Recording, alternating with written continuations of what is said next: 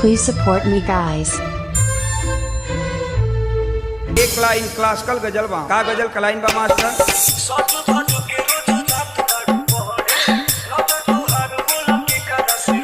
एक एक लाइन पर तनी गौर करी हम